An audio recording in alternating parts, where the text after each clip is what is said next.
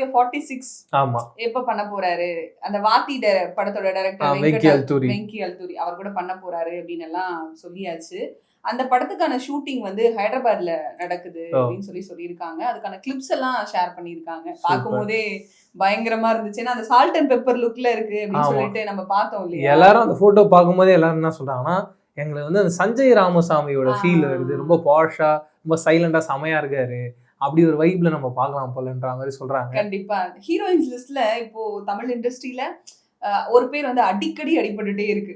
எங்க பார்த்தாலும் இங்க என்னடா இவங்க இருந்துகிட்டே இருக்காங்க. கெஸ் பண்ணிருப்பீங்க.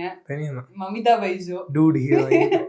இந்த படத்துலயும் ஒரு ரோல் பண்றாங்க அப்படின்னு சொல்லிட்டு பேச்சுவார்த்தைகள் நடந்துட்டு இருந்தது. ஒருவேளை அவங்க ஹீரோயினா இருப்பாங்க அப்படின்ற ஒரு தாட்டும் போயிட்டு இருந்தது. பட் அவங்க ஹீரோயினாலாம் பண்ணல. ஒரு இம்பார்ட்டன்ட் கேரக்டர்ல பண்றாங்க. அவ்வளவுதான். ஏன்னா இப்போ இந்த படத்துல சூர்யா வந்து சால்ட் அண்ட் பெப்பர் லுக்ல பண்றாரு. சோ ஒரு ஏஜ்ட் கேரக்டரா தான் இருக்கும். ரொம்ப ஏஜ்ட் கிடையாது. ஓரளவுக்கு மிட் 40 50 குள்ள. அந்த ஏஜ் அப்படி இருக்கும்போது மமிதா பைஜு ஏஜ் வைஸாவும் ரொம்ப சின்ன பொண்ணா இருக்காங்க. பாக்கும்போது அப்படிதான் இருக்காங்க. சோ எந்த வகையிலும் ஆப்டா இருக்காது அப்படிங்கறதுனால அவங்களே டிசைட் பண்ணி மமிதா பைஜுக்கு ஒரு இம்பார்ட்டன்ட் ரோல் கொடுத்திருக்காங்க. பட் ஆனா ஹீரோயின் கிடையாது அப்படின்னு சொல்லிட்டாங்க. வேற லெவல். அதே போல அத பத்தின ஏதாவது அப்டேட்ஸ் வருமான்னு சொல்லிட்டு நம்மளும் வெயிட் பண்ணிட்டே இருக்கோம். சொல்லிட்டே இருக்கோம். அந்த வகையில ஜிவி பிரகாஷ் வந்து ஒரு மாசான அப்டேட் கொடுத்திருக்காரு அவரோட ட்விட்டர்ல. நம்ம பசங்களும் சும்மா இல்லாம சார் பாட்டு எப்படி சார் வந்திருக்குன்னு கேட்க அவர் சொல்லியிருக்காரு, வெறித்தனமா வந்திருக்கு.